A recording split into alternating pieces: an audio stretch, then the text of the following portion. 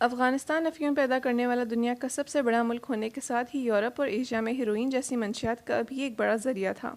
تاہم طالبان حکمرانوں نے اپریل 2022 میں پوست کی کاشت پر پابندی لگا دی تھی۔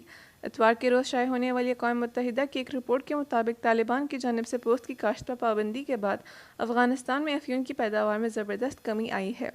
افغانستان کے طالبان حکمرانوں نے اپریل 2022 میں پوست کی کاشت پر پابندی لگانے کا اعلان کرتے ہوئے ملک سے منشیات کی صنعت کو ختم کرنے کا عہد کیا تھا۔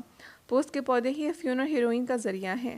طالبان کے قبضے سے پہلے تک افغانستان افیون پیدا کرنے والا دنیا کا سب سے بڑا ملک تھا اور یورپ اور ایشیا میں ہیروئن کا ایک بڑا ذریعہ بھی تھا۔ اقوام متحدہ کے دفتر برائے منشیات اور جرائم کی تازہ رپورٹ سے پتہ چلا ہے کہ گزشتہ سال کے مقابلے میں پوست کی کاشت میں رواں برس تقریباً 95% کی کمی آئی ہے۔ رپورٹ کے مطابق 2022 کے اواخر میں تقریباً 2,33,000 ہیکٹر اراضی پر اس کی کاشت کی گئی تھی، جو کہ رواں برس یہ سمٹ کر محض 10,800 ہیکٹر تک رہ گئی ہے۔ گزشتہ برس افغانستان میں 6,200 ٹن افیون کی پیداوار ہوئی تھی، جو اس برس کم ہو کر صرف 333 ٹنز رہ گئی ہے۔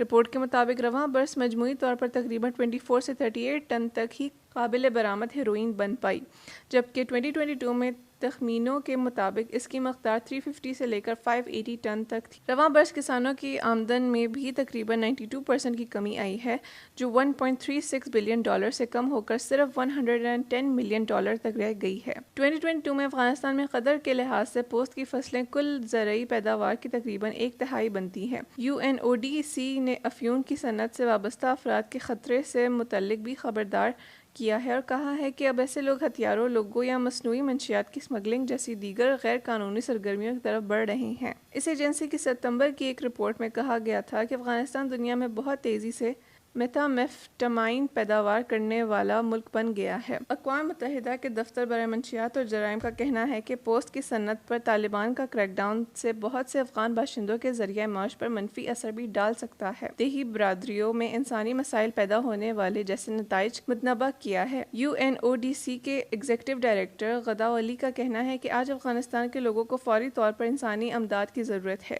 کپاس اور گندم جیسی دیگر فصلوں کو پوست کے پودوں سے کہیں زیادہ آب پاشی کی ضرورت ہوتی ہے۔ انہوں نے کہا ہے کہ افغانستان مسلسل 3 برسوں سے خشک سالی سے گزر رہا ہے۔ پائیدار معاش کے لیے افغانستان کو مضبوط سرمایہ کاری کی اشد ضرورت ہے تاکہ افغانوں کو افیون سے الگ مواقع فراہم کیے جا سکیں۔ گزشتہ کئی دہائیوں سے افغانستان جاری جنگ کے ساتھ ہی زلزلوں اور خشک سالی جیسی قدرتی آفات سے پیدا ہونے والے شدید انسانی بحران سے دوچار ہے۔ پڑوسی ملک پاکستان سے 10 لاکھ سے زائد افراد کو ملک چھوڑنے کے حکم کے بعد افغانستان کو واپس آنے والے مہاجرین کی آمد کا بھی سامنا ہے۔